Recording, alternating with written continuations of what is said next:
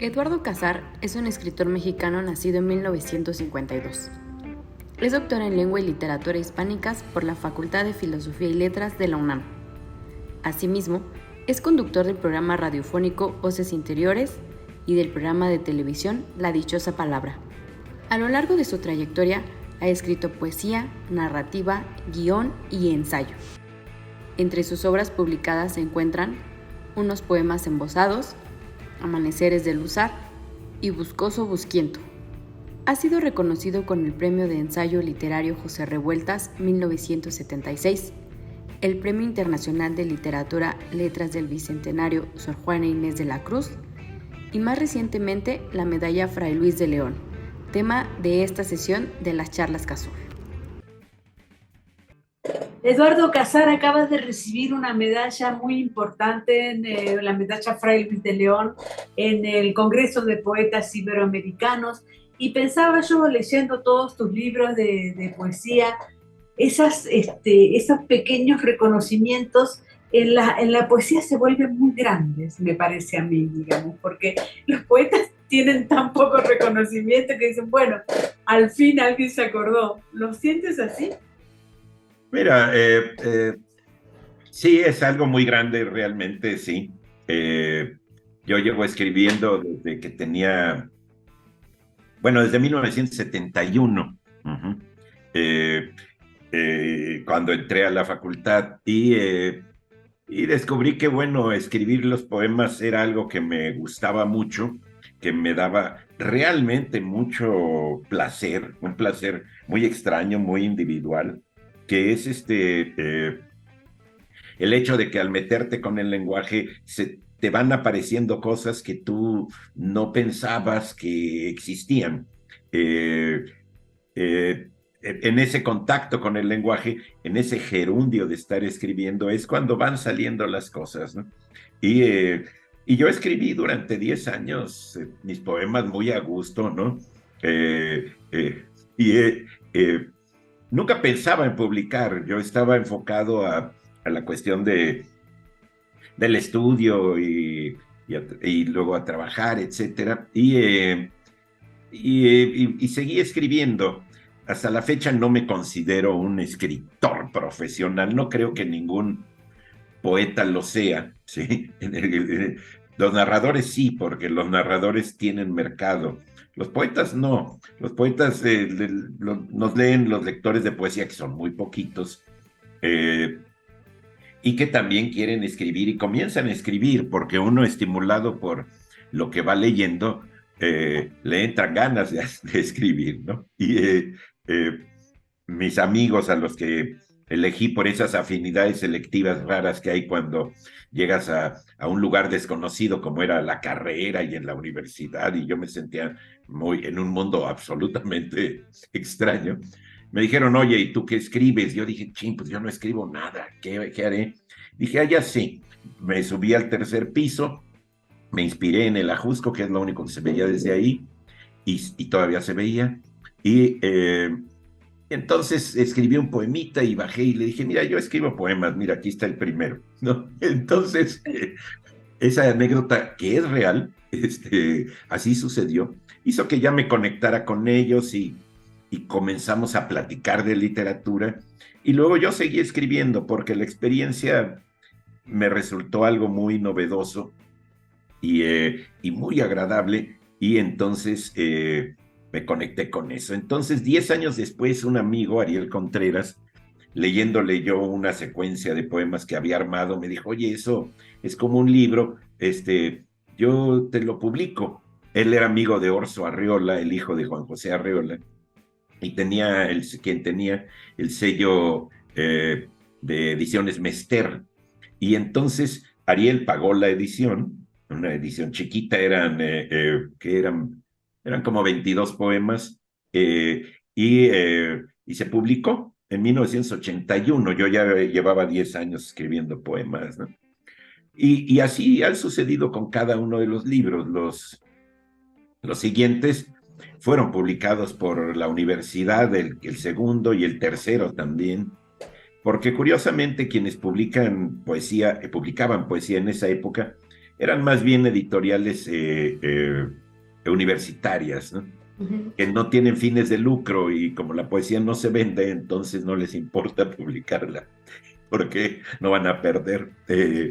Y, y luego, bueno, actualmente hay editoriales, sí, independientes o no independientes, o como sea, que sí publican poemas, ¿no? Entonces sí, realmente un reconocimiento en el ámbito de las letras, de la poesía, es muy satisfactorio, ¿no? Ahora, tú Ya, tienes casi 10, creo que más de 10 libros de poesía, 2 o 3 de narrativa, y lo que yo siento es que independientemente de que la lean o no la lean a la poesía, cada vez que uno publica un libro de poemas, se convierte en otra cosa, digamos, ¿no? Es decir, una cosa son los poemas para uno y otra cosa es claro. desperdigar los poemas, no importa que los lea, digamos, ¿no? Pero desperdigarlos por el viento, podríamos decir. Sí, cuando aparecen ya en un libro, los ves muy distintos. Claro. Es como, es muy curioso. Yo suelo escribir los poemas a mano, pues lo escribo donde se me ocurre. En ese momento detengo el asunto y me pongo a escribirlo. Y luego cuando ya los paso a la computadora, o antes, cuando los pasaba a máquina, eh, los ves distintos. Creo que hay que ponerlos luego en letra impresa, porque uno aprendió a leer poesía y lo que sea en letra impresa. Entonces, la letra manuscrita de uno lo engaña mucho. Es decir, el poema no alcanza a tener contundencia. Y ya el otro paso, cuando entra ya en un libro, pues peor tantito, es decir, ahí dices, ah, caray, esto ya es como una cuestión independiente, ya aparece ahí, ¿no? Eh, y sí, es una sorpresa ver los poemas, te saben distintos, te pesan distinto, les ves cosas a tus mismos poemas que no se las habías visto, porque los estás viendo ya con unos ojos inventados que son los de la posibilidad de que cualquiera los lea, ¿sí? Eso es cierto. Y por otro lado, pareciera ser que a veces lees un poema que es tuyo y te parece que no es tuyo, digamos, ¿no? Sí, Eso es increíble, ¿no? sí, sí, y yo puedo explicar un poquito por qué es eso, porque cuando uno escribe, al conectarse con el lenguaje, las palabras puestas unas frente a las otras van creando resonancias y van creando asociaciones de ideas que no acuden a un pensamiento que no estuviera con el lenguaje. Entonces, eso es lo que se llama inspiración. La inspiración no es que a uno lo escoja el Altísimo o que las musas lleguen y le dicten al oído, sino es el contacto con el lenguaje. Un nadador está inspirado nadando solamente cuando está en el agua. Cuando está fuera del agua, no tiene ese braceo, no tiene esa fortaleza, no tiene esa respiración. Y ya cuando sale y dice, ah, caray, gané la carrera, eh, ya no es, ya es un ser afuera de esa agua. El lenguaje es el agua a la que nos metemos, que nos ofrece resistencia, nos da posibilidades, sobre todo el agua del mar, ¿no?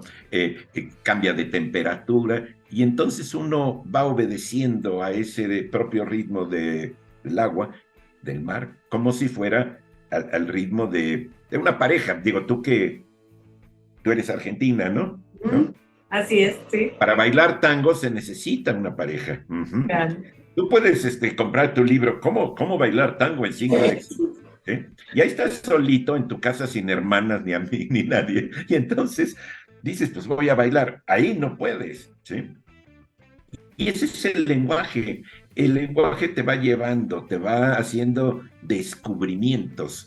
Por eso cuando muchas veces tú conoces a un escritor, dices, ay, que voy a conocer a García Márquez, ¿no?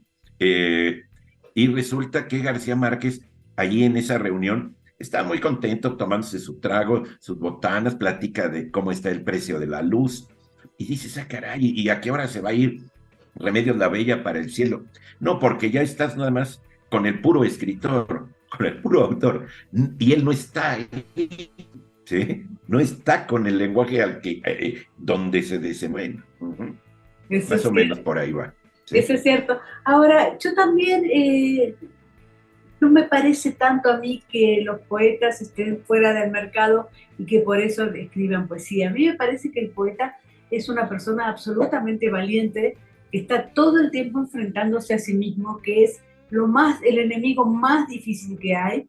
Y en ese sentido me resulta mucho más bravo que el narrador. Por supuesto que admiro muchísimo a los narradores, pero los poetas están al borde del abismo, no están, no sé si amenazados, pero sí despojados de cierta protección. Bueno, a menos que la protección sea, por ejemplo, la disciplina. Un narrador Mm, necesita disciplina mm, y necesita horarios, y necesita mapas. Es más parecido a a una, no sé, a una compañía de transporte terrestre. ¿Sí? mm, Necesita estar siempre dentro de la tónica, la atmósfera que está haciendo. En cambio, un poema se te ocurre cuando, no sé, estás leyendo media hora Vallejo y de pronto una frase de Vallejo te lleva a otras cosas, ese es el abismo, y mm. caes en otras cosas eh, y estimulado por la energía que te dio esa lectura, ¿no? O vas caminando por la calle y un olor te recuerda al olor. Eso sería tal vez la franja del abismo. Ahí te pongo eh, en un estado de exaltación. ¿Sí? Estás en un estado normal y eres interrumpido por ciertas asociaciones que tienen, insisto, que ver con el lenguaje. Si tú no redactas mentalmente, es probable que no se te aparezca un poema aunque vayas caminando de la colonia Escandón a CEU, Claro. pero si no vas redactando, si no vas de pronto viendo los letreros, si no vas haciendo esas asociaciones, no se te va a aparecer. En cambio, los novelistas sí necesitan más disciplina continua. La disciplina, ya que uno escribe el poema, se pone a corregirlo y lo corrige otra vez y lo pasa a un formato y le pregunta a un amigo, oye, ¿y cómo ves esto? Y el amigo dice, y luego está uno a medio dormir y dice, ah, caray, es esto. Se tiene que uno que levantar y corregirlo ahí mismo. El proceso de corrección, que es muy gozoso, es muy, ahí surgen las disciplinas, ¿sí? Sí. Uh-huh. Ahora también, Y ya, sí. sí, pero también es cierto que los narradores tienen otros pasadizos, digamos, ¿no? Pueden elegir un personaje que no es él, y poner todos los pensamientos que son de él. En cambio, el poeta es el poeta uno, ¿no? Es el poeta que es sí mismo, que habla de parte de él, ¿no? Y en ese sentido me parece bastante bravo, ¿no? Bastante valiente. Para mí el narrador tiene otras posibilidades, ¿no? Elige un personaje, pone ahí todos los pensamientos de él. En cambio, el poeta es uno mismo frente a uno mismo, digamos, ¿no? En ese sentido me parece mucho más valiente, no sé por qué, a pesar de grandes narradores y que se han alimentado también de la poesía, ni hablar, ¿no? Claro. Yo no creo que sean más valientes o más arrojados los poetas, sino que el modo de trabajar con el lenguaje y la imaginación es distinto. Eh, la figura que nombras, la del personaje, es tal vez la clave. Cuando Gorostiza comienza Muerte sin fin, comienza hablando de sí mismo, en yo, y luego dice, acá, pero ahí me veo reflejado en este vaso y el agua no será tal cosa. Y comienza a crear con el vaso y el agua una cosa que se llama correlato objetivo de lo que él está sintiendo. Y ya es el vaso y el agua quienes se encargan como protagonistas, como personajes, de llevar esa carga, ¿no? Eh, y el narrador, a la hora que está queriendo, no sé, contando la historia de Raskolnikov, eh, realmente el personaje está funcionando como si fuera un correlato objetivo de lo que está pensando Dostoyevsky. Y Dostoyevsky, que tiene sus angustias y tiene sus ludopatías y tiene sus problemas económicos, se los pasa a ese correlato objetivo que es Raskolnikov. Raskolnikov es el vaso y el agua de un narrador, igual como lo es el vaso y el agua del poema de Gorostiza. ¿Sí me explico? Entonces, el poema está más cerca de la primera persona del singular, el teatro lo está más de la segunda persona por el diálogo, Sí. y el narrador clásico está más por él hizo tal cosa, ella bajó, él volvió, etcétera. El omnisciente, claro. Sí, sí, ves, Sí. ahí está, pero ahí él está, la distancia entre lo que se escribe y quien uno es como individuo es distinta en los distintos géneros. Uh-huh. Ahora, dicen que los poetas deben salirse presurosamente de la universidad, pero tú eres docente y cómo has, has unido estas dos profesiones, digamos. No es que yo los haya unido, sino que creo que no están separadas y quien los separa es los prejuicios que hay contra la actividad académica o teórica, por ejemplo. Eh, yo tenía un amigo, Nelson Oxman, que decía, yo no leo teoría porque él era novelista. A la hora de estar con mis personajes, voy a acordarme de lo que dijo Lukács sobre la creación de un personaje típico y voy a querer aplicar eso. Yo le decía, mira, Nelson, lo que pasa es que estás usando los pensamientos que son ya conceptos abstractos sobre cómo funciona un mecanismo que es la literatura, los estás usando como si fueran recetas.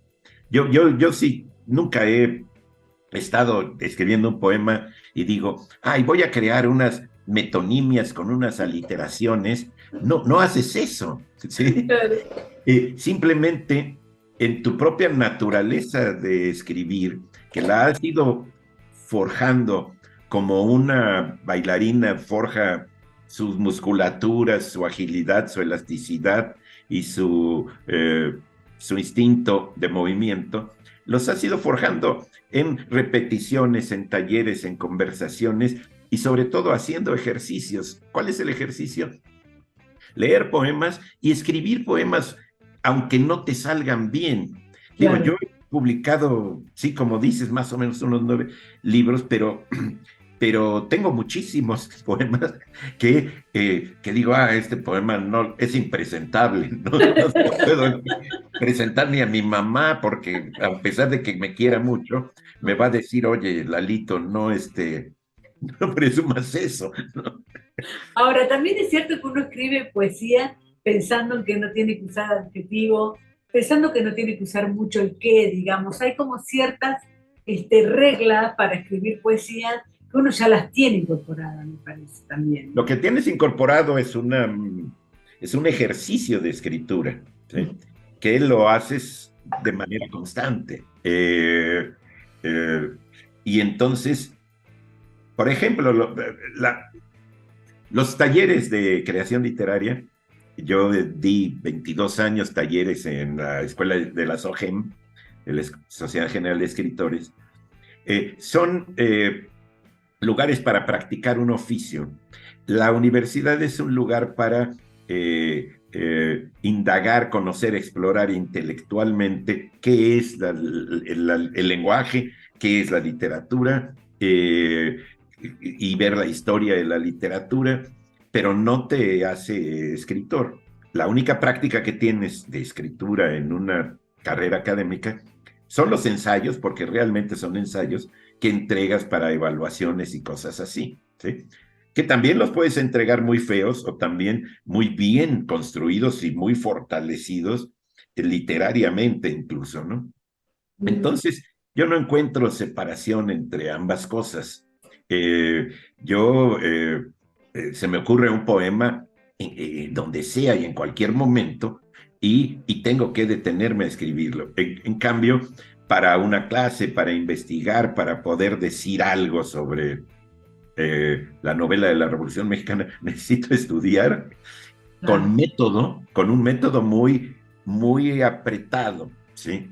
Pero una de las cosas que quería preguntarte también es que todo el mundo se dirige a ti como si fueras un gran maestro, es mi maestro, y me parece también muy grato para uno que ha elegido la labor de docente también, ¿no? Eso es maravilloso, Sí, creo yo. sí, lo que pasa es que yo llevo 49 años de dar clases en la facultad. Si dicen que soy muy buen maestro, qué bueno, porque lo que pasa es que ya llevo mucho tiempo Claro, de ser muy maestro. Cumplo 49 años en la facultad claro. y he estado más de 20 dando talleres.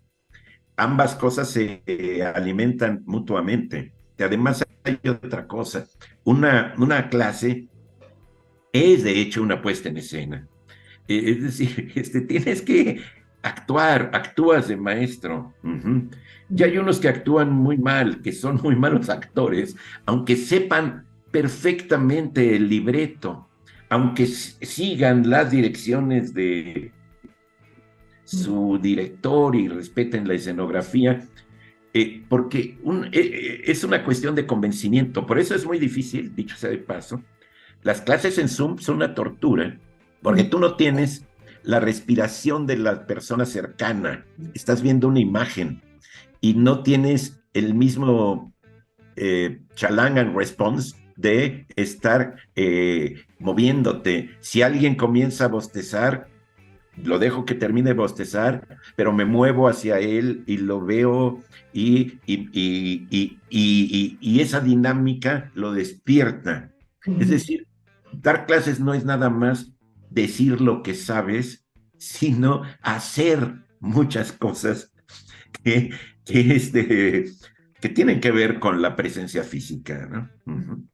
Yo soy muy feliz con eso. Estás casado con una escritora, que Sí, Alma Velasco. Uh-huh. eso es también una licencia poética tuya, creo.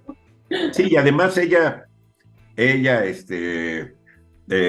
también es cantante, se mueve en escena, sabe dar muy buenas clases de lectura en voz alta y de otras cosas, ¿no? Y entonces sí, eso nos alimenta mutuamente, ¿sí? No hay competencia entonces. No, porque lo que ella hace yo no lo puedo hacer y ella no puede hacer lo que yo hago. No hay ningún problema. La competencia es una cuestión que se hace en términos físicos. En las Olimpiadas es buenísimo ganar. En la poesía no ganas. Si un poema de Eduardo Langagne me parece extraordinario, yo no estoy perdiendo nada. Sí. Claro. Sí, mira, esta es la medallita que me dieron. Eso que te iba a decir, ¿cómo te sentiste? Una gran medalla. Aquí está no, y sí está grande, porque mira. Sí. Eh, ¿Cómo eh, fue ese momento? fue y aquí está el escudo de Salamanca. Uh-huh. Y acá está Fray Luis de León. Fue muy, muy, bueno, me sentía muy, muy, muy querido y muy reconocido, y eso te da una sensación de fortaleza y de autoestima muy grande. Dije un discursito ahí agradeciendo. Curiosamente, Mónica, quien estaba ahí también, era mi maestra que me enseñó a leer y a escribir. Uy, qué maravilla. Mi maestra de primer año de primaria estaba ahí. En el momento que me dieron la medalla, ya se había ido porque había tenido otras cosas que hacer, pero ahí la vi, ella asistió, y eso a mí me da mucho gusto, y me dio mucho gusto, porque estaba también mi hija, estaba mi nietastra, o sea, estuvo muy, estaba mi esposa, fue muy emotivo, estaba mi amigo, el primero que publicó mis primeros poemas, ¿no? Entonces, realmente Es un evento muy, muy, muy emotivo, ¿no? Y eso es lo que me pareció muy bien. Muchas felicitaciones, Eduardo, y nada, la última pregunta tiene que ver con tu trabajo en La Dichosa Palabra, que también eres como una estrella televisiva, digamos, ¿no? Hace bastante tiempo que ya estás ahí en La Dichosa Palabra, y un programa que persiste a pesar de las modas y a pesar del tiempo, ¿verdad? Y persiste, Mónica, porque el protagonista de ese programa es el lenguaje. Son los mitos que inventamos con el lenguaje, son los sonidos que hay en un poema, son las representaciones, y a la gente le interesa mucho cómo habla, cómo percibe, porque nuestro lenguaje es una parte de nuestro cuerpo, es una parte invisible de nuestro cuerpo, pero que toca a los demás, y y realmente ponerlo en escena, en juego, es una cuestión que, por eso hemos durado 21 años. Ahorita vamos en nuestro año 21. Somos los mismos ahí. Nicolás Alvarado estuvo también con nosotros los primeros 10 años, y ahorita los 4 que comenzamos, los otros 4, seguimos. Y la cuestión es adaptarte al medio. Claro. La televisión es muy refractaria a la literatura, porque si tú lees un poema en radio, puedes leer un poema 5 minutos con sus puentecitos musicales y no hay problema. Si tú lees un poema en televisión y te pasas de un minuto, el tiempo, a la televisión, al sistema, al productor, a todo, siente que se está eso desperdiciando su imagen, que algo está mal, se ponen muy nerviosos. En cambio, cuando lo oyes por radio es como si lo estuvieras leyendo, Claro. ¿sí? Como si fuera un audiolibro o lo que sea. Entonces, la televisión además tienes que ponerte bien y peinarte y te maquillas. Tiene sus reglas muy, muy chistosas, y ya que estás ahí, pues vas aprendiéndolas poco a poco. Yo me metí el dedo a la nariz y me decía mi señora madre, que vivía en esa época, me decía: Lalito, no hagas eso, te están viendo todos. Muy bien. Muchas felicidades, y mucha suerte.